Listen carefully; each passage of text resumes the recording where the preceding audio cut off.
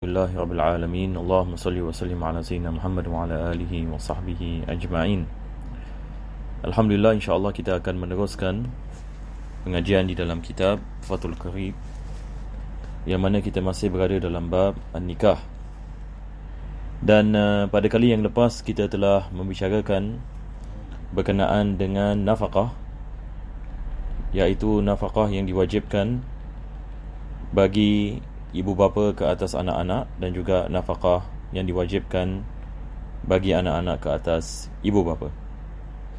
Maka secara ringkas kita mengatakan diwajibkan bagi ibu bapa untuk memberikan nafkah kepada anak-anak mereka kalau sekiranya anak-anak itu masih kecil.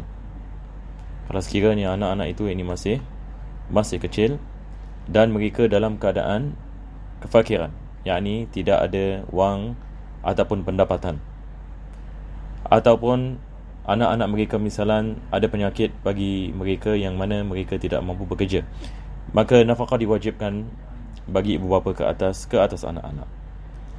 Begitu juga kita membicarakan berkenaan dengan diwajibkan bagi anak-anak untuk memberikan nafkah ini bagi ibu bapa mereka. Dan pertama ini syaratnya adalah yakni ibu bapa itu dalam keadaan kefakiran, yakni mereka tidak ada pendapatan sebagai misal, ataupun yakni mereka dalam keadaan sakit, yang mana mereka tidak dapat bekerja ataupun mencari yakni pendapatan.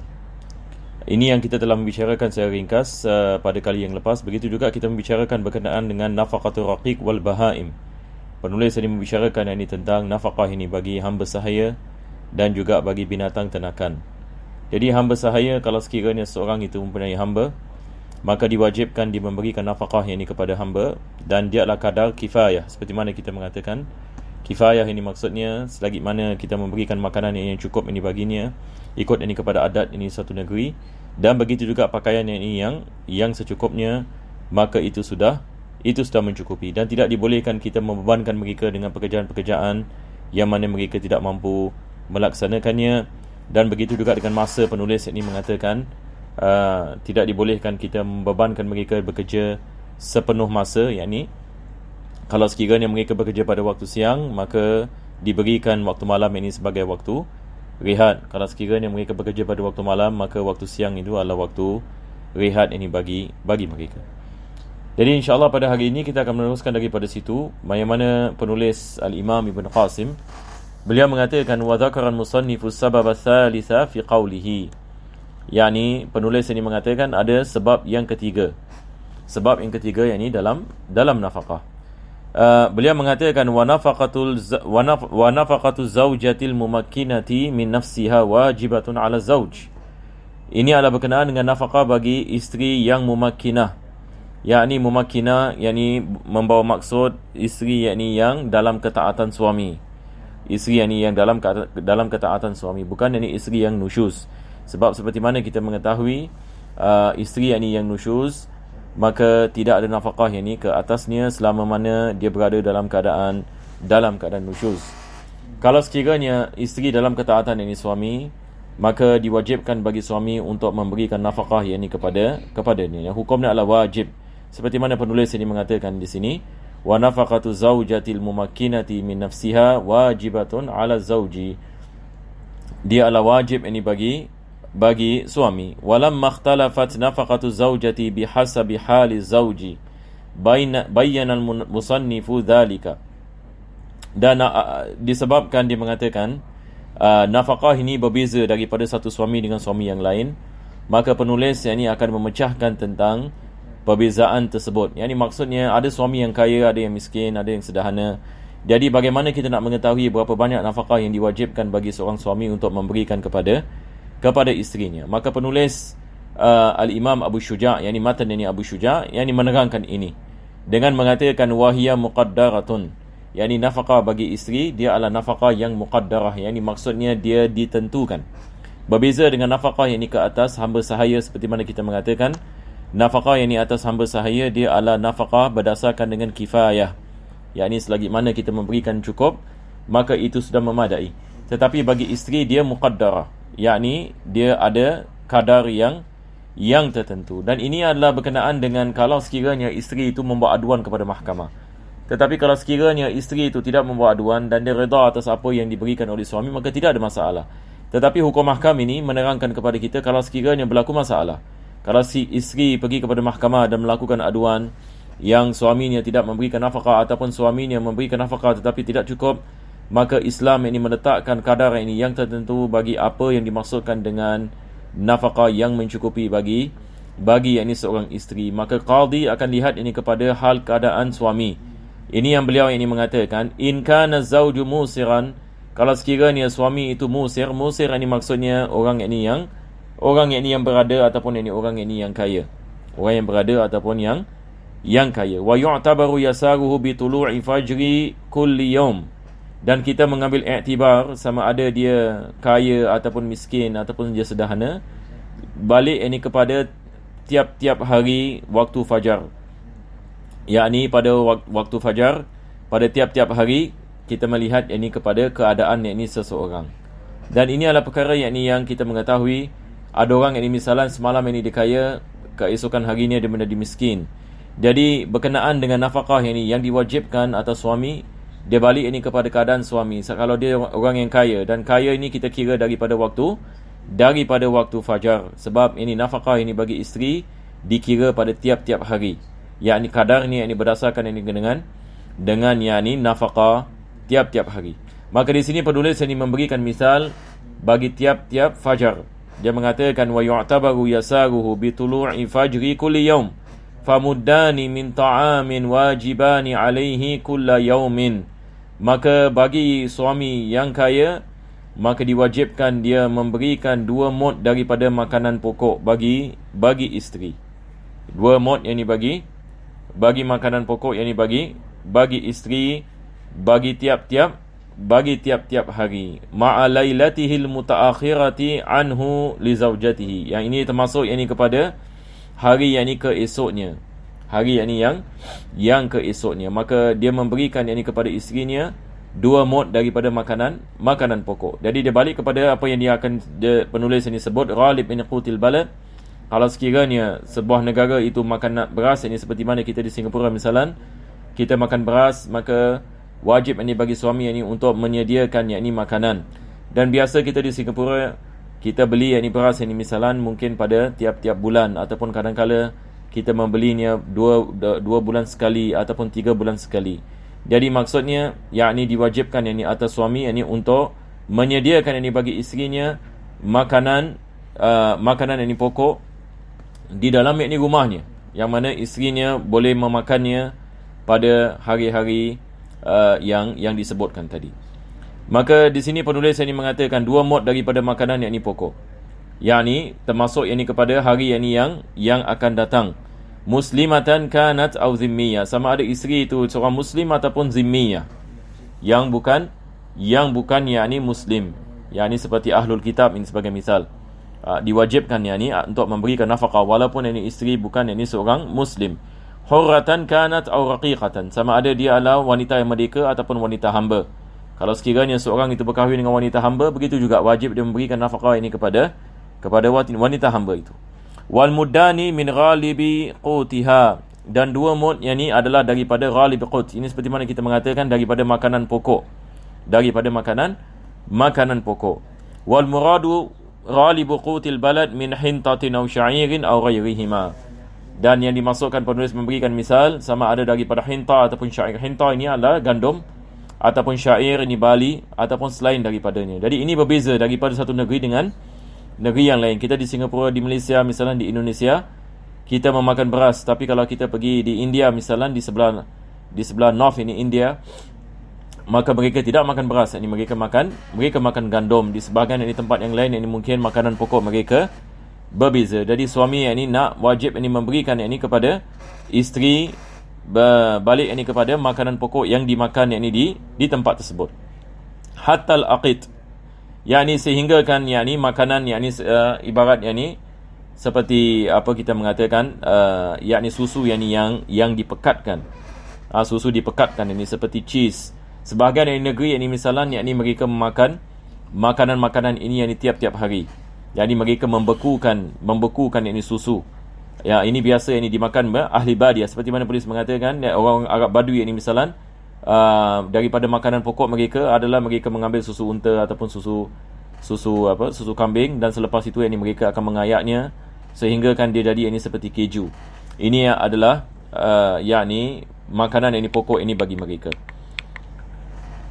Wayajibu li zaujati minal udmi. Jadi perkara yang pertama sekali penulis ini mengatakan wajib bagi suami untuk menyiapkan makanan pokok. Jadi sama ada kita membicarakan beras ataupun gandum ataupun barley seperti mana penulis yang mengatakan, ataupun yakni susu dan sebagainya. Ini adalah perkara yang pertama. Perkara yang kedua dia mengatakan diwajibkan ke atas suami juga bagi isteri adalah lauk pauk. Adalah lauk al-udum yang di sini dalam bahasa kita panggil yakni lauk yang biasa yang dimakan oleh orang yakni dalam negeri. Jadi biasa kita di Singapura yakni misalan kita ada jenis-jenis yakni lauk. Kita biasa makan nasi yakni sama ada kita makan nasi dengan kari misalan, kita makan nasi dengan asam pedas. Ini adalah misal.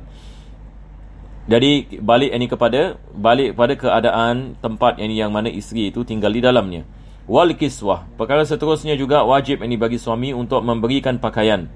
Untuk memberikan yakni pakaian ma jarat bihil adatu, yang balik ini kepada adat wanita-wanita di tempat ini tersebut, fi kullin minhuma. Jadi berkenaan yakni dengan lauk pauk, berkenaan yakni dengan pakaian, yakni ia balik ini kepada adat sesuatu yakni tempat. Fa in jarat adatul baladi fil udmi bi zaitin wa syarrajin wa jubnin wa nahwiha utbi'atil 'adatu fi dhalik. Jadi dia memberikan misal ini sekarang dia mengatakan kalau sekiranya adat ini dalam sebuah negeri misalan, dia mengatakan lauk pauknya yakni bentuknya adalah dimakan ini dengan minyak, dan juga apa kita mengatakan yakni sejenis yakni lauk jubn ini keju dan sepertinya, maka diberikan balik ini kepada apa yang biasa dimakan. Kalau sekiranya mereka makan seperti itu, yakni mereka mencampur lauk ini dan mereka memasak bersama dengan minyak, dengan keju ini sebagai misal. Ini adalah lauk mereka yang mana mereka makan dengan gandum ataupun mereka makan dengan beras, maka itu sudah yang ini mencukupi. Itu dikirakan ini sebagai adat ini bagi wanita di tempat tersebut. Wa in lam yakun fil baladi udmun ghalibun fayajibu la'iqu bihali zauj. Kalau sekiranya dalam tempat tersebut tidak ada lauk pauk yang biasa dimakan, adat yang dimakan yakni bagi wanita-wanita ataupun orang yang tinggal di tempat ini tersebut, maka ia balik ini kepada kemampuan, kepada yakni kemampuan yakni suami. Apa yakni yang suami mampu, maka suami yakni memberikan yakni kepada isteri. Taib. Wa yakhtaliful udmu bi ikhtilafil fusul. Penulis ini mengatakan lauk pauk ini berbeza daripada satu fusul. Fusul ini seperti summer ataupun winter. Ada sebahagian negeri misalan pada waktu panas mereka ada jenis makanan lauk pauk. Pada waktu sejuk mereka akan ada jenis yang dimakan lauk pauk. Maka wajib yang dibagi suami untuk meraihkan. Kalau bagi musim sejuk misalan lauk pauk jenis ini yang biasa dimakan. Kalau musim panas lauk pauk ini seperti ini yang biasa yang ini dimakan. Fayajibu fi kulli faslin ma jarat bihi 'adatun nas fihi min al-udmi. Maka bagi tiap-tiap fasal, yakni bagi tiap-tiap musim, wajib ini dia menyediakan apa yakni yang biasa dimakan oleh orang pada ketika itu. Wa yajibu li zaujati aidan lahmun yaliqu bihali zaujiha. Dan juga diwajibkan bagi suami ke atas isterinya untuk menyediakan daging. Balik ini kepada kemampuan dan keadaan suami. Balik kepada kemampuan ini dan keadaan yakni suami. Yakni kebiasaan misalan kita di Singapura yakni misalan ada hari kita makan ikan misalan, ada hari kita makan daging, ada hari kita makan ayam misalan. Maka ini adalah adat kebiasaan kita.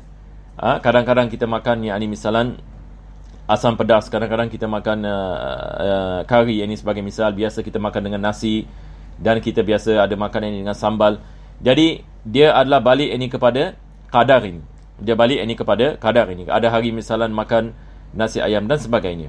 Maka kalau sekiranya adat kita yakni begitu, maka diwajibkan yakni bagi suami untuk menyediakan, dan ini semua balik yakni kepada kemampuan suami. Kalau suami yakni merupakan suami yang kaya, maka dia memberikan yakni balik yakni kepada keadaannya, dan kalau dia miskin, maka dia melakukan dan memberikan apa yang dia mampu daripada apa yang disebutkan tadi.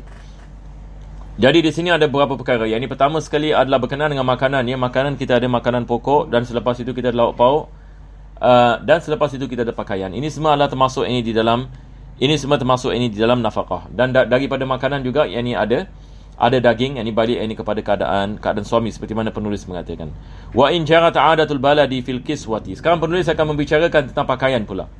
Bagaimana kita nak memastikan yang kita telah memberikan pakaian ini kepada isteri, dan ini adalah qadar nafkah yang ditetapkan. Sebagai misal, kalau berlaku ketidakpuasan, misalan suami melakukan aduan kepada mahkamah dan sebagainya, maka mahkamah akan meletakkan had ini. Maka berkenaan dengan pakaian, penulis ini mengatakan wa in jarat 'adatul baladi fil kiswati limisli zawji bikatan aw harir wajab. Kalau sekiranya kebiasaan wanita di dalam sebuah negeri, mereka memakai misalan polyester, jenis pakaian daripada polyester, ataupun mereka memakai cotton, ataupun mereka memakai sutera, maka diwajibkan atas suami untuk menyediakan pakaian yang sesuai dipakai di tempat tersebut bagi isterinya. Wa in kana zawju mu'siran. Dan ini adalah keadaan yang pertama. Suami dalam keadaan kaya, musir. Jadi dalam segi makanan, dalam segi pakaian, wajib bagi suami untuk memberikan kepada isteri, balik kepada adat pakaian ataupun makanan yang dipakai ataupun yang dimakan di sebuah negeri yang mereka tinggal. Selepas itu penulis mengatakan wa in kana zawju mu'siran. Kalau sekiranya suami itu dalam keadaan mu'sir, mu'sir ini adalah orang susah, orang yang miskin sebagai misal. Jadi bagaimana kita nak menentukan? Maka dia mengatakan wa yu'tabaru i'saruhu bi tulu'i fajri kulli yawm. Jadi kita mengambil iktibar bagi tiap-tiap hari waktu fajar. Kita mengambil iktibar. Jadi kalau dia dalam keadaan miskin pada waktu fajar, maka pada hari itu diwajibkan dia memberikan nafkah orang miskin. Tapi kalau besok harinya dia menjadi kaya, maka wajib dia memberikan nafkah ini bagi orang yang kaya. Jadi kita mengambil iktibar tiap-tiap hari, bukan tiap-tiap bulan ataupun tiap-tiap tahun. Maka beliau mengatakan famuddun. Jadi diwajibkan 1 mud. Tadi kita mengatakan orang kaya diwajibkan 2 mud. 2 mud ini sikit lebih kurang kalau 1 mud dia sikit lebih kurang 650 gram. 650 gram. Maka 1 mud, 2 mud ini sikit lebih kurang 2 mud ini 1 kilo. Maka 1 mud ini sikit lebih kurang 600 ataupun 650 gram. Fal wajibu alaihi li zawjatihi muddu ta'am. Maka diwajibkan dia memberikan kepada isterinya 1 mud daripada makanan. Min ghalibi qutil balad. Sekali lagi, daripada makanan pokok yang dimakan dalam sebuah negeri. Kulla yaumin, bagi tiap-tiap hari. Jadi tiap-tiap hari 1 mud. Jadi beza orang kaya dengan orang miskin. Orang kaya 2 mud, manakala orang miskin 1 mud. Ai fal wajibu alaihi li zawjatihi muddun wa nisf. Ini mutawassit, saya terlompat dia. Selepas itu beliau mengatakan fal wajibu alaihi li zawjatihi muddu ta'amin min ghalibi qutil baladi kulla yawmin ma'a lailatihi mutaakhir anhu. Dan ini termasuk kepada hari keesoknya, maka diwajibkan dia menyediakan. Wa ma ya'tadimu bihil mu'sirun. Dan juga wajib dia memberikan lauk pauk yang dimakan oleh mereka-mereka yang miskin. Jadi disebabkan suami miskin, maka dia memberikan makanan juga kadar seperti kadarnya orang miskin. Mimma jarat bihi adatuhum minal udmi. Balik kepada adat orang miskin dalam kampung ataupun dalam kota itu. Jadi dia memberikan lauk pauk balik kepada kadar orang yang miskin. Wa yaksunahu mimma jarat bihi adatuhum minal kiswah. Begitu juga dengan pakaian. Pakaian juga dibalik kepada adat orang-orang yang miskin yang memakai pakaian pada negerinya, maka dia memberikan kepada isterinya balik kepada kadar tersebut. Wa in kana zawju mutawassitan. Sekarang kita pergi kepada bahagian yang ketiga. Penulis ini mengatakan kalau suami itu mutawassit, dia tidak kaya dan dia tidak miskin, tetapi dia dalam pertengahan. Bagaimana kita nak menentukan nafkahnya?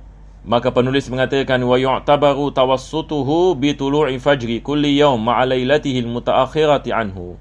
Jadi sekali lagi perkara yang sama, kita mengambil iktibar waktu fajar bagi tiap-tiap hari, sama ada dia dalam keadaan miskin ke kaya ke, yakni sederhana.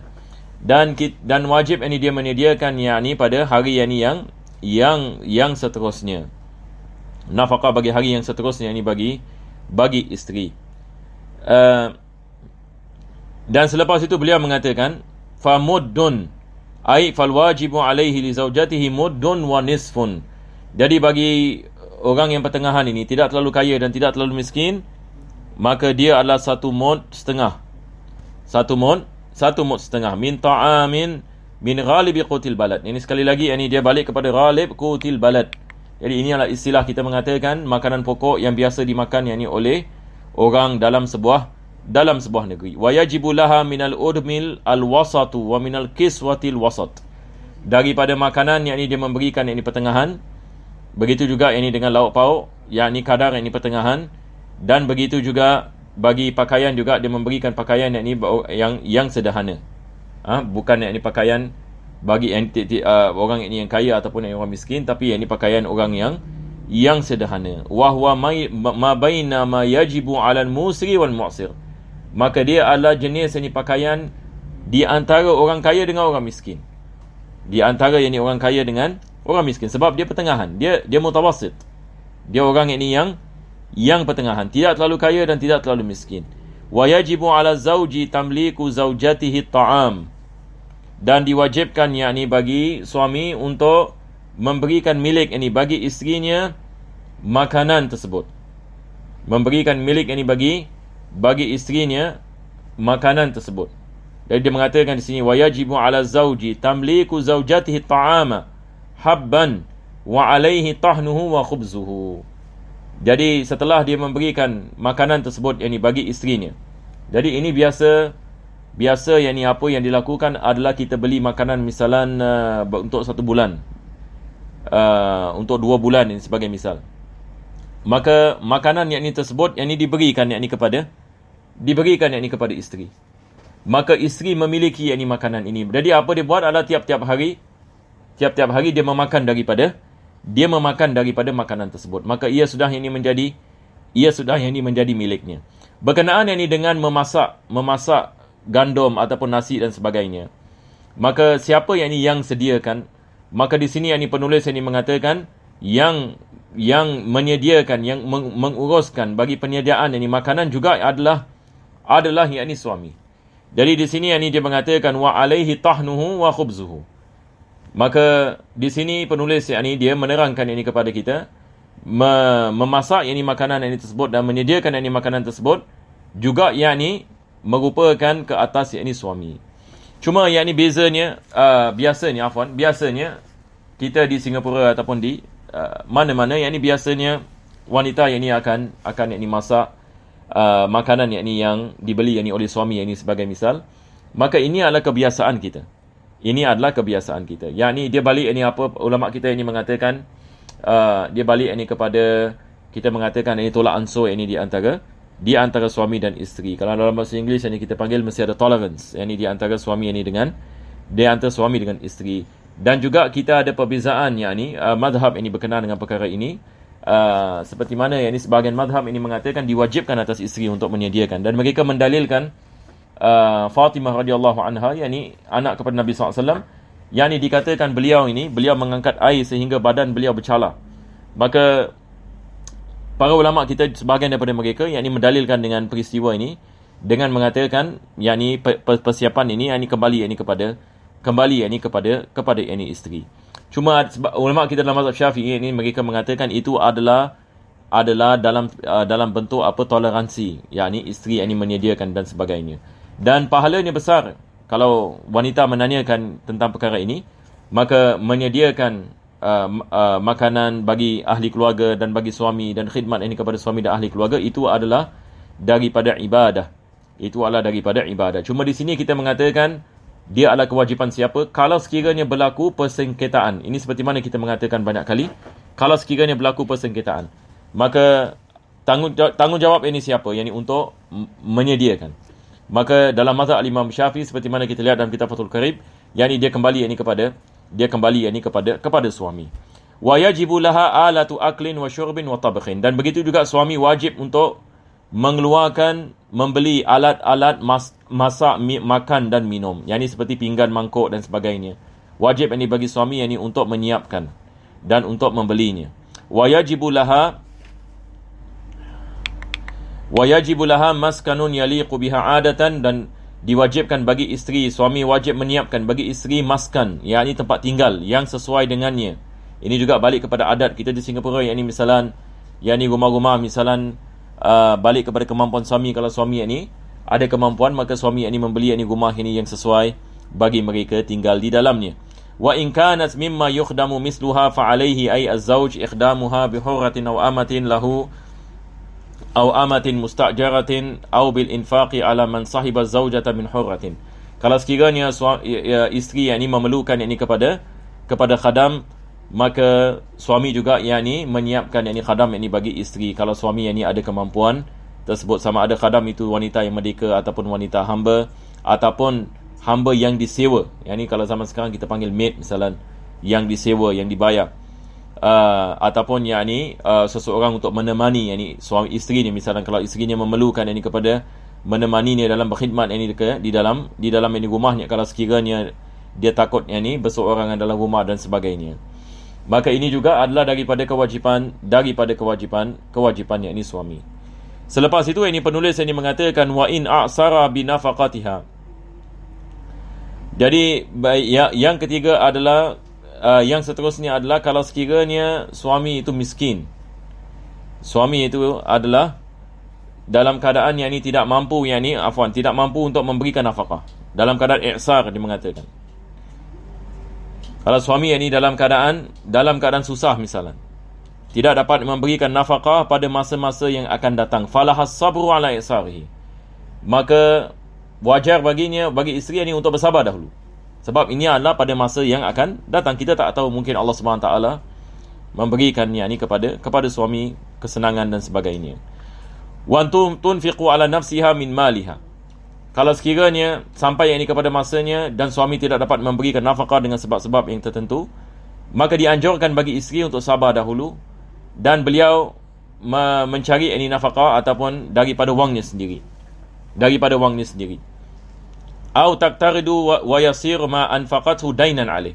Ataupun dia meminjam ini orang lain, ini misalnya wang sebagai nafkah bagi dirinya, dan ini adalah hutang ini ke atas suami. Hutang ini bagi suami.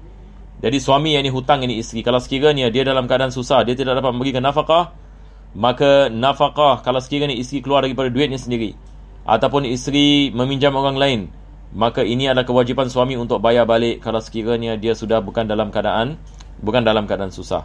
Maka wajib untuk dia membayar balik.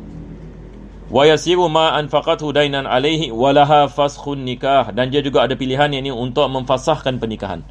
Kalau sekiranya suami tidak dapat memberikan nafkah sama sekali. Jadi apa yang isteri boleh buat?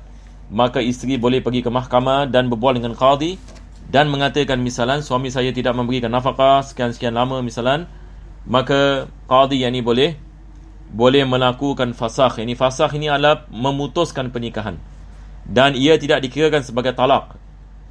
Yakni maksudnya jumlah talak ini tidak terkesan daripada fasakh ini. Cuma mereka diputuskan ini daripada yakni suami dan isteri, disebabkan suami tidak dapat memberikan nafkah yang ini kepada isterinya. Walaha faskhun nikah, jadi dia boleh meminta fasakh pernikahan. Wa idza fasakhat hasalatil mufaraqah. Kalau sekiranya berlaku fasakh, maka suami dan isteri tersebut yakni berpisah. Mereka bukan yakni dikirakan suami isteri lagi. Dan penulis ini mensyarahkan mengatakan wahya furqatu fasqin la furqatu talaq. Ini adalah perpisahan dengan fasakh dan bukan perpisahan dengan talak. Ini maksudnya dia tidak memberikan kesan kepada jumlah talak. Kalau sekiranya suami nak berkahwin dengan isterinya yakni pada masa yang akan datang, maka tidak ada kesan yakni ke atas talak. Kalau dia tidak pernah menceraikan isterinya, maka dia kembali yakni dengan 3 talak. Nampak tak? Maka talak tersebut ini tidak digunakan. Sebab ini adalah bukan talak, ini adalah jenis fasakh. Jadi fasakh ini dia adalah memutuskan ini pernikahan. Dia bukan talak. Wa amma nafaqatul madiyah fala fasakha li zaujati bisababiha. Manakala nafkah bagi hari-hari yang lepas, isteri tidak boleh minta fasakh. Jadi isteri boleh minta fasakh ini seperti apa? Dalam keadaan sekarang ini suami ini tidak memberikan, misalnya suami tidak memberikan ini kepadanya nafkah, dan isteri ini melakukan ini pengaduan ini, misalnya ini melakukan pengaduan ini kepada qadi, dan telah sabit suaminya tidak memberikan nafkah, maka qadi ini akan memberikan tempoh ini sebagai misal.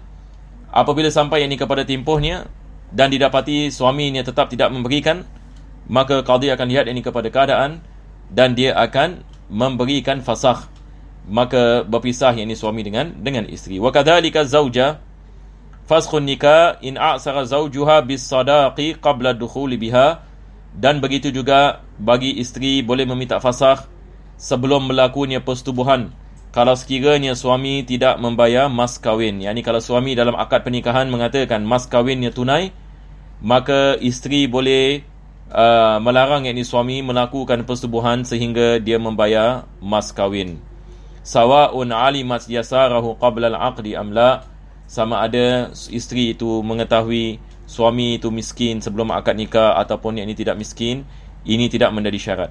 Tapi kalau sekiranya dia menyebut mas kahwin dan dia mengatakan mas kahwin yang tunai dalam akad pernikahan, maka hak yakni isteri yakni untuk menuntutnya, dan isteri yakni mengatakan yakni kepada suami, boleh mengatakan kepada suami yakni tidak boleh berlaku yakni persetubuhan sehingga yakni suami membayar mas kahwin yakni tersebut. Jadi ini adalah apa yang disebutkan ini oleh penulis, yakni bagi nafkah yakni bagi isteri. Jadi alhamdulillah kita dah sampai ini kepada akhir fasal. InsyaAllah pada minggu yang akan datang kita akan membicarakan ini tentang hadanah. Dan bagi para jemaah yang mengikuti live yakni di Facebook, disebabkan kita di Masjid Khalid ada masalah sikit dalam internet, kita sedang melakukan sesuatu. Jadi buat masa ini saya hanya melakukannya buat kelas ini melalui live ini di speaker. Mudah-mudahan Allah Subhanahu Wa Taala memberikan ini kepada kita semua taufik dan hidayah. Alhamdulillahirabbil alamin. Allahumma shalli wa sallim ala sayyidina Muhammad wa ala ali sayyidina Muhammad. Rabbana atina fid dunya hasanah wa fil akhirati hasanah wa qina adzabannar. Sallallahu ala sayyidina Muhammadin wa ala alihi wasallam. Alhamdulillahirabbil alamin.